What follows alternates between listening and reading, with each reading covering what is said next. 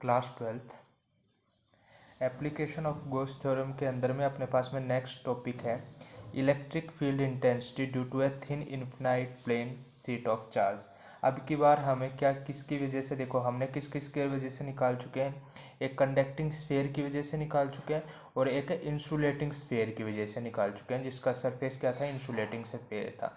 अब की बार हमें किसकी वजह से निकालना है, plane sheet of a charge की वजह से निकालना है। तो देखो लेट अस अज्यूम मेरे पास में consider a thin infinite plane sheet of charge having rho be the surface density of charge on the sheet. क्या करना है, एक मान लो इस तरीके से अपने पास में क्या है, एक इनफिनाइटली लॉन्ग क्या है, शीट है, ठीक है। कुछ इस तरीके से मान लो ऐसे ये एक शीट है, कंसिडर किया मैंने इसको शीट को, ठीक है, जिसके ऊपर चार्ज क्या है, पॉजिटिव चार्ज है ऐसे, ठीक है। ये पॉजिटिव चार्ज यूनिफॉर्मली डिस्ट्रीब्यूटेड है इसके ऊपर में, ये सीट मान ली मैंने, ठीक है। अब मान एक और एज्यूम करते हैं, लेट अस एज्यूम हमारे पास में एक सिलेंड्रिकल है, ठीक है, सिलेंडर है जो इससे अटैच है, ये इस तरीके से यहाँ पे ये सिलेंडर है, ठीक है, ऐसे अटैच है। एक सिरा ये हो गया इसका और एक सिरा कौन सा हो गया, ये हो गया, ठीक है। इसको नाम दे देते हैं पी पॉइंट, इसको नाम दे देते हैं let us assume Q point. अब पॉजिटिव चार्ज है तो पॉजिटिव चार्ज के लिए मेरे पास में फील्ड इंटेंसिटी की डायरेक्शन कैसी होगी, आउटवर्ड, ठीक है। तो अगर ये इस तरीके से सिलेंडर है तो ये ऐसे लगा हुआ है, ठीक है, इसके ऊपर परपेंडिकुलरली।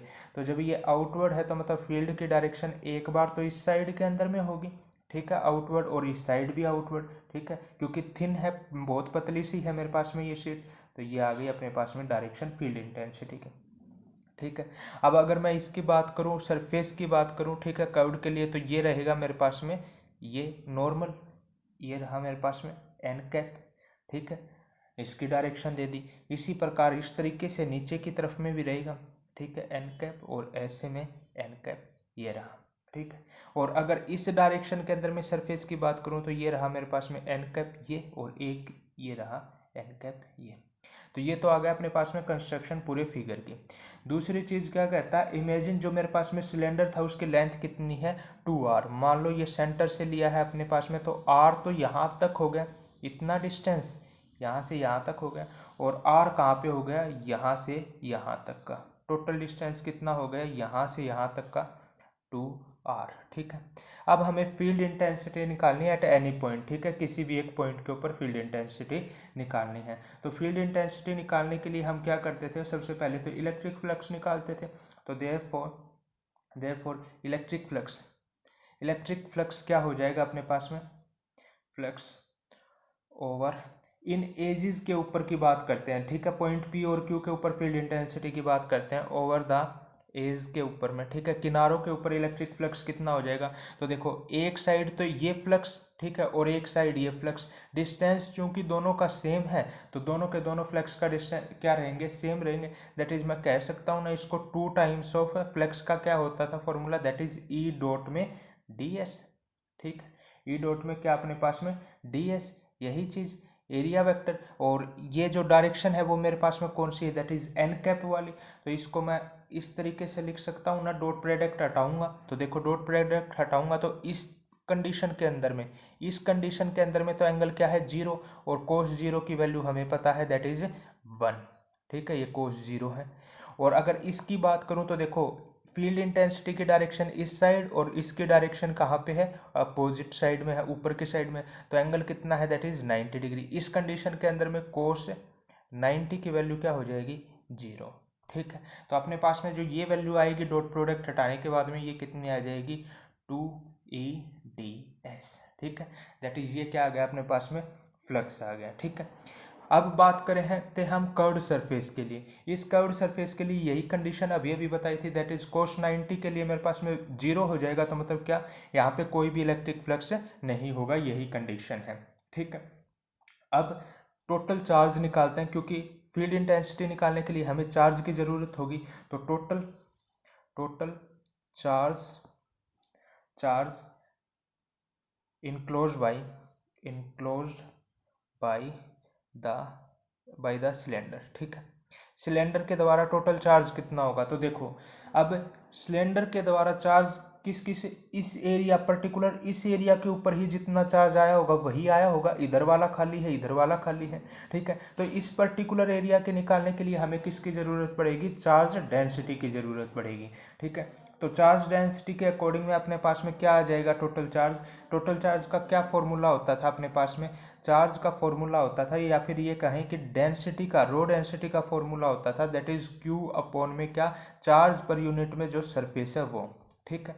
और अगर मुझे चार्ज की वैल्यू चाहिए तो इसको इस साइड मल्टीप्लाई करवा दूं, तो यहाँ से क्यू की जो वैल्यू आ गई अपने पास में दैट इज आ जाएगा क्या, सॉरी रो नहीं है ये सिग्मा है, सिग्मा इंटू में डी एस, मैं पहले भी रो बोल रहा था इसको गलती से, ठीक है। Sigma into D S, surface के लिए क्या आता है सिग्मा, वॉल्यूम के लिए क्या आता है रो, ठीक है। और लीनियर के लिए क्या आता है अपने पास में लैम्डा, इसको ध्यान रखना, ठीक है। अब अगर मैं बात करूं अकॉर्डिंग टू गॉस थ्योरम, ठीक है, गॉस थ्योरम हम अप्लाई करेंगे फील्ड इंटेंसिटी निकालने के लिए। तो नाउ अकॉर्डिंग टू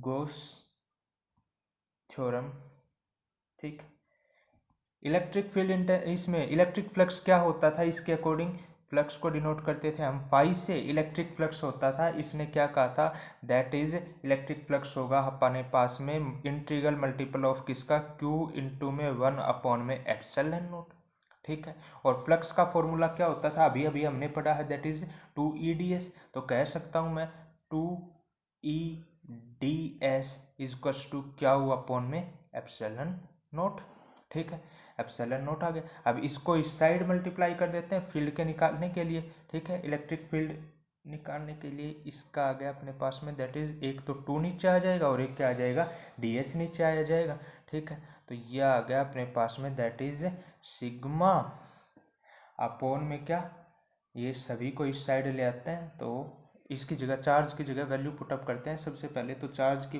जगह है वैल्यू है सिग्मा इंटू में ds, और ये जब नीचे आएगा तो ये क्या आ जाएगा 2, और ये एप्सिलॉन नॉट पहले से था और एक आ गया अपने पास में ds, तो ds से तो ds कट जाएगा, तो फील्ड की जो एक्चुअल वैल्यू आ जाएगी वो क्या आ जाएगी सिग्मा अपॉन में एप्सिलॉन नॉट, तो ये आ गया अपने पास में क्या फील्ड, ठीक है, इलेक्ट्रिक फील्ड इंटेंसिटी किसके लिए, एक थिन इनफिनाइट प्लेन के लिए, ठीक है। किया क्या है इसके अंदर में, मैंने सिर्फ Q की वैल्यू पुटअप की है, कहाँ से, ये वाली कंडीशन से Q की वैल्यू पुटअप की है, और फ्लक्स की वैल्यू पुटअप की है हमने कहाँ से, जो ये निकाला था, बस वही कंडीशन की है और कुछ नहीं किया दोनों के अंदर में, ठीक है।